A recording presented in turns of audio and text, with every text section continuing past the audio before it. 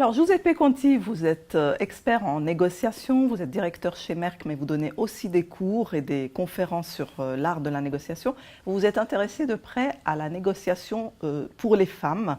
Comment leur donner des tuyaux pour se perfectionner dans la négociation? Pourquoi est-ce que vous avez accordé une attention particulière à la négociation pour les femmes? C'est un épisode professionnel quand j'ai travaillé en travaillant chez Merck qui a déclenché cet intérêt pour le sujet. J'étais en train de recruter quelqu'un pour mon département achat.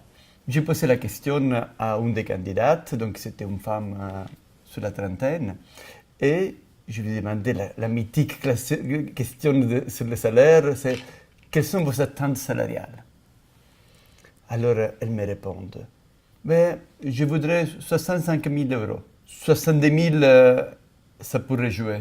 Pas moins que 60 000. Ah, donc elle a sous-enchéri sur son propre salaire. Exactement. Pendant quelques secondes, moi, j'ai rien fait d'autre que rester silencieux pendant un moment, et elle a réduit ses attentes de 2 fois. Donc, avec un comportement pareil, alors qu'elle était en train de faire un bon entretien, donc elle était quand même compétente dans le métier, avec une attitude pareille, clairement, elle a abaissé sa valeur sur le marché et elle a réduit les possibilités d'être embauchée. Surtout que c'était un poste qui portait vraiment sur des talents de négociatrice pour les achats, notamment les achats externes. La négociation, exactement, ça faisait une des compétences clés. Donc là, ça c'est un travers qui peut être commun chez les femmes, par exemple, dans la négociation. En effet, une des plus grosses différences entre les hommes et les femmes dans la négociation, c'est justement qu'on négocie pour soi-même. Donc, que ce soit pour un salaire, pour une promotion, pour avoir un travail à temps partiel ou des choses comme ça. Les études ont démontré qu'en effet, les femmes sont moins efficaces dans tout ce qui est négociation pour soi-même, donc notamment dans la négociation de carrière. C'est quoi les principales limites et blocages qui les rendent moins efficaces, à part le fait de ne pas vouloir prétendre au salaire le plus élevé? Donc, déjà, il y a tout un problème d'éducation. Donc, en tant que parents, on a conditionné un peu nos filles à être moins efficaces dans la négociation. Et après, il y a des aspects culturels et des stéréotypes qui rendent la chose plus compliquée, plus difficile pour les femmes. Notamment, par exemple, les classiques stéréotypes, c'est celui qu'on pense que les hommes sont orientés vers soi-même. Donc, pour un homme, d'aller demander plus d'argent, c'est normal parce qu'on s'attend de ça d'un homme égoïste.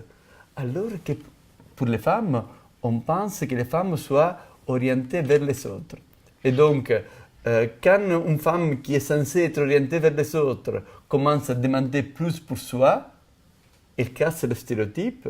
Et donc, ça complique la chose. Ça peut même se retourner contre elle. On peut ne pas l'embaucher parce qu'elle est trop assertive. Exactement, exactement. Donc, en effet, on parle en termes techniques de double contrainte parce que pas seulement les femmes ont plus de difficultés à avoir ce qu'ils veulent, mais aussi, ils risquent justement que la personne qui est en train de les interviewer se dise « Oh non, cette femme ne correspond pas trop à ce que je m'attends. Peut-être je vais prendre l'autre candidat parce que je ne suis pas sûr que j'ai envie de travailler avec une femme pareille. » Donc, il faut vraiment une certaine méthodologie, une certaine attitude pour bien gérer ces négociations de carrière. Autrement, ça peut se retourner contre nous.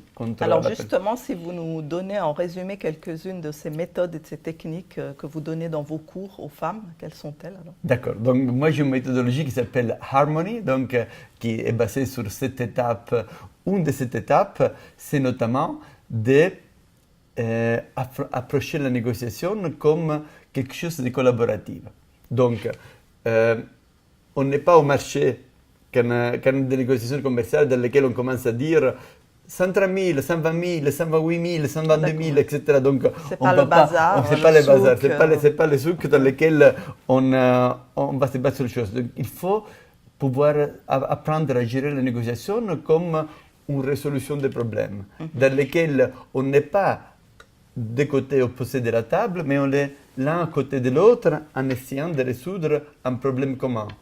Autrement dit, disons que la société veut vous offrir 120 000 et vous estimez de mériter 130 000, donc la façon dans laquelle on approche les différences, ça peut être du style je comprends vos contraintes de budget et le respect des grilles salariales qui vous font. C'est pour ça que vous me proposez un niveau de salaire de 120 000. Maintenant, sur la base de mes études, de mes recherches, de ma valeur sur le marché, j'aurais besoin d'un niveau de rémunération de moins 130 000 pour pouvoir être contente et satisfaite de venir chez vous. Qu'est-ce que vous pourrez m'offrir